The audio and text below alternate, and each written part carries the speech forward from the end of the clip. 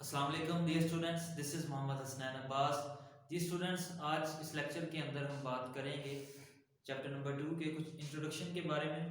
तो इंट्रोडक्शन में ये होगा कि nature of roots of quadratic equation के ऊपर बात होगी। आज नेचर ऑफ क्वाड्रेटिक इक्वेशन की अगर मैं बात करूँ, a x square plus b x plus c is equal to zero, जबकि ए जो है वो इज इक्वल टू जीरो नहीं होना चाहिए। ये क्वाड्रेटिक इक्वेशन थी, दो दर्जी मसावात। इसके बाद हमने इसी से ही डिराइव किया क्वाड्रेटिक फार्मूला क्या होता है, x is equal to minus b plus minus b square minus four A c square root over two a. तो ये हमारे पास जो है वो दो दर्जी फार्मूला होता है। फिर इसके बाद स्टूडेंट जो बी स्क्वायर माइनस फोर ए सी होगा उसे हम फर्क कुनिंदा कहेंगे, उसे डिस्क्रिमिनेंट कहा जाता है। और उसी की बिना पर, डिस्क्रिमिनेंट की ही बिना पर बी स्क्वायर माइनस फोर ए सी के तर्ज पर अगर हमारे पास कुछ प्रॉपर्टीज बनती हैं कि यहाँ से जो है वो जीरो का अगर आ जाए, जीरो से बड़ा आ जाए तो क्या होगा, जीरो से छोटा आ जाए तो क्या होगा, जीरो के बराबर आ जाए तो क्या होगा।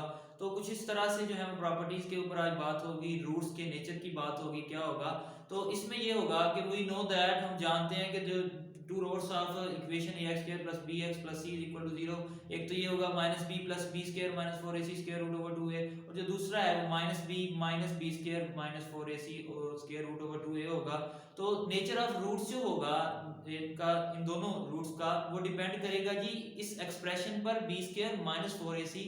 ये जो एक्सप्रेशन है बी स्क्वायर माइनस फोर ए सी की जो एक्सप्रेशन होगी फोर ए सी, इस एक्सप्रेशन पर क्वाड्रेटिक फार्मूले के जो रूट्स बन रहे हैं उनका नेचर जो है वो डिपेंड करता होता है, जिसको क्या कहा जाता है, इसको डिस्क्रिमिनेंट कहा जाता है। डिस्क्रिमिनेंट, डिस्क्रिमिनेंट के अलावा स्टूडेंट इसे हम फर्क कुनिंदा भी कह सकते हैं, डिस्क्रिमिनेंट कहा जाता है जी इसे। और बी स्क्वायर माइनस फोर ए सी है, अगर आपके पास क्वेश्चन में ए बी सी आ रहा हो तो आप इसे कैपिटल ए बी सी के साथ भी इस्तेमाल कर सकते, लिख सकते हैं, जैसे कि कैपिटल बी स्क्वायर आ जाएगा माइनस फोर ए सी कैपिटल हम लिख सकते हैं। और इसी तरह से ही नेक्स्ट जो है वो इसको हम सॉल्व करेंगे कुछ क्वेश्चन में 2.1 के, और वहाँ पे ये इस फार्मूला इस्तेमाल होगा। फिर उसी एक्सरसाइज में कुछ क्वेश्चन ऐसे होंगे जिसमें वो उसके नेचर की बात करेगा कि नेचर क्या क्या होगी, कि बी स्क्वायर माइनस फोर ए सी अगर लेस देन इक्वल टू आ जाता, जीरो आ जाता है तो क्या होगा, बी स्क्वायर माइनस फोर ए सी ग्रेटर देन जीरो आ जाता है तो क्या होगा, b square minus four A c equal to zero आ गया तो क्या होगा। तो सबसे पहले जी चार कंडीशंस बनती हैं। कौन कौन सी कंडीशन बनती है जी, एक कंडीशन ये बनती है माइनस फोर ए सी और ये बड़ा आ जाए जीरो से तो क्या होगा।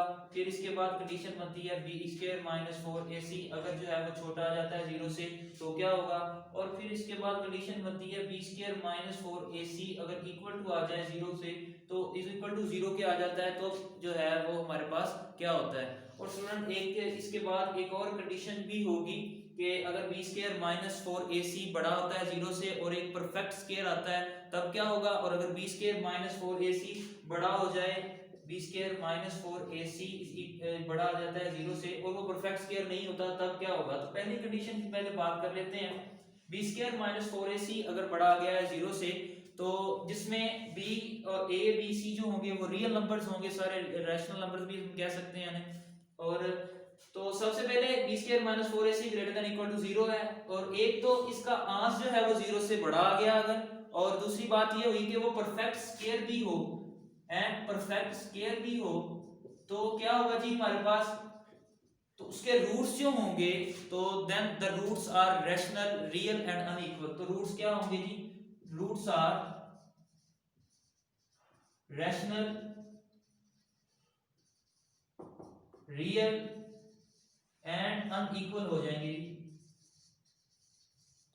और फिर स्टूडेंट्स इसकी बात आ गई, अगर मैं इन दोनों के बजाय इसकी बात करूं क्योंकि यहाँ पे परफेक्ट स्क्वायर था, अब नॉट परफेक्ट स्क्वायर की बात कर लेते हैं कि बी स्क्वायर माइनस फोर ए सी बड़ा तो है जीरो से लेकिन वो परफेक्ट स्क्वायर नहीं आता, इसका अंश जो है वो परफेक्ट स्क्वायर नहीं आता, यानी कि 49 है तो ये स्क्वायर रूट होता है, 7 का जो है वो स्क्वायर होता है, 4 है तो वो 2 का होता है। अगर वो किसी तरह से नहीं आता, नॉट अ परफेक्ट स्क्वायर नहीं होता, तब जो रूट्स होंगे वो क्या बनेंगे जी, तो then the roots are irrational real and unequal. तो रूट्स जो होंगे वो, और नॉट अ परफेक्ट स्क्वायर, जो अगर नॉट ए परफेक्ट स्क्वायर आ जाता है, not a perfect square, the roots are,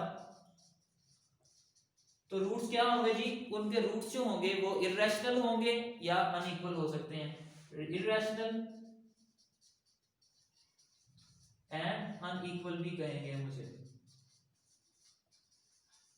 ji.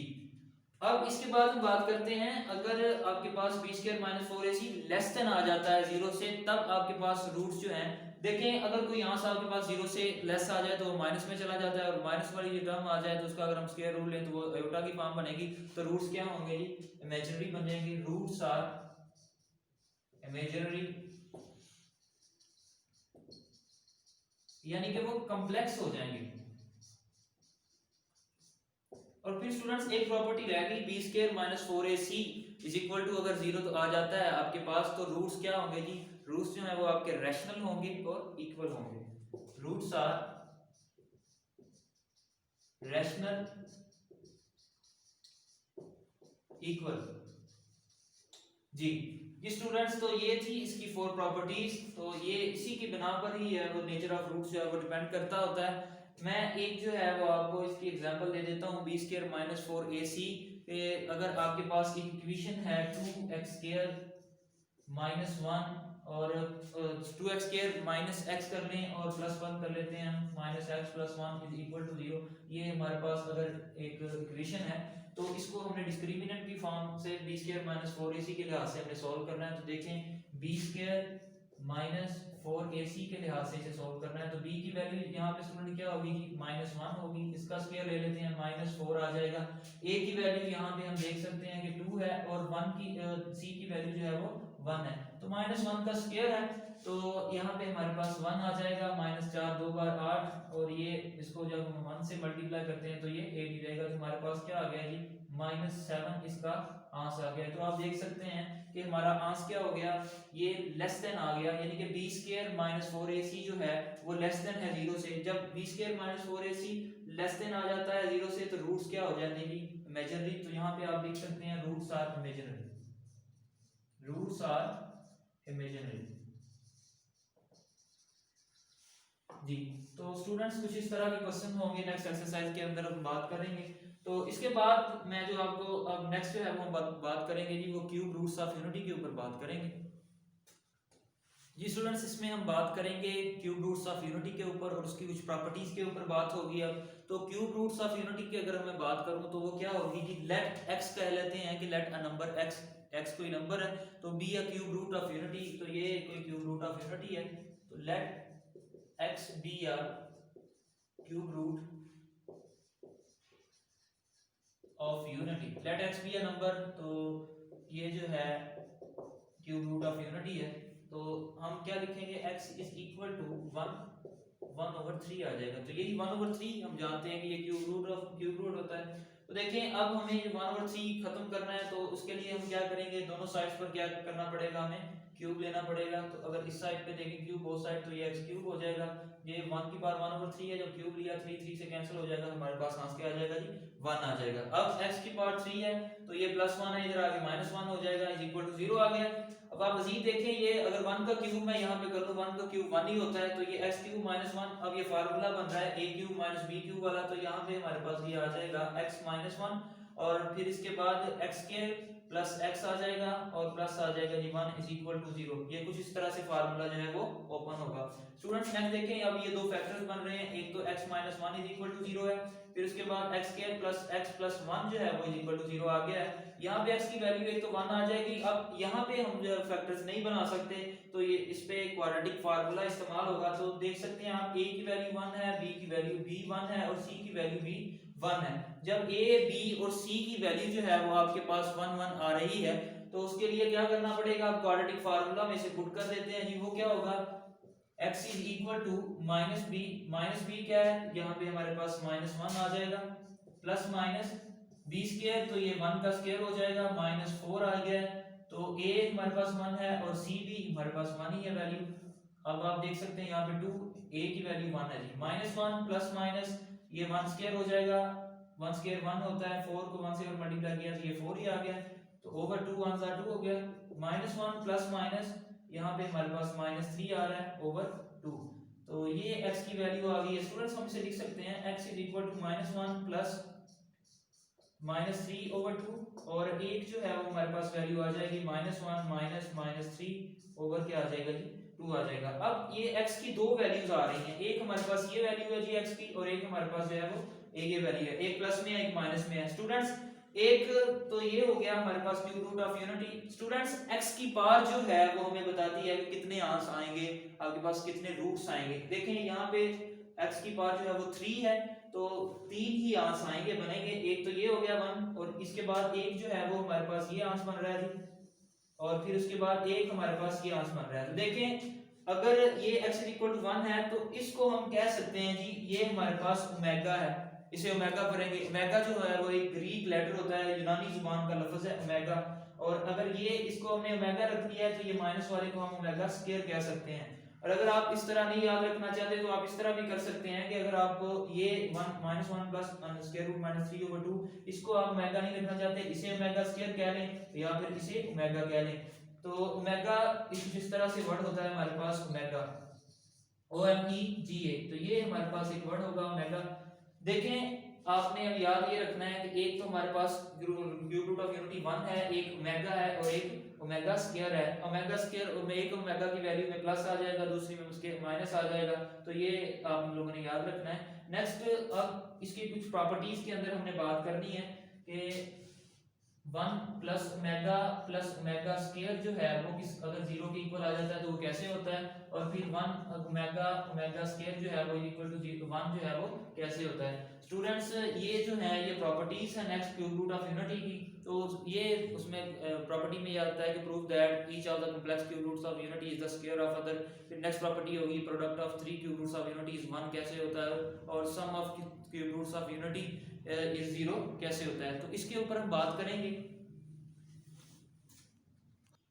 Ji. Students अगर पहली प्रॉपर्टी की हम बात करें तो ये क्यूब रूट्स ऑफ यूनिटी की पहली प्रॉपर्टी इसमें ये कहता है कि each of the complex cube root of unity is square of the other. तो ये आपने प्रूव करना है कि complex cube root of unity की जो ये जो कॉम्प्लेक्स क्यूब रूट्स हैं मसलन कौन से हैं जी, एक ओमेगा इज इक्वल टू -1 और प्लस -3/2 ये आ जाता है, और ओमेगा स्क्वायर की वैल्यू जो है -1 -3/2 आ जाता है। तो ये आपके पास कॉम्प्लेक्स क्यूब रूट्स बन रहे हैं, आप देख सकते हैं। अगर मैं इसको लिखना चाहूँ कैसे लिख सकता हूँ जी, ये -3 है तो इसको मैं स्क्वायर रूट 3 और स्क्वायर रूट -1 की टर्म में लिख सकता हूँ। वो कैसे जी, ये -1 आ जाएगा प्लस ये 3 आ जाएगा और ये -1 आ जाएगा, ओवर इसको 2 लिख सकता हूँ, और यहाँ भी यहाँ पे सॉरी माइनस है तो ये -3 आ जाएगा और -1 मैंने अलग कर लिया, ओवर 2 आ गया।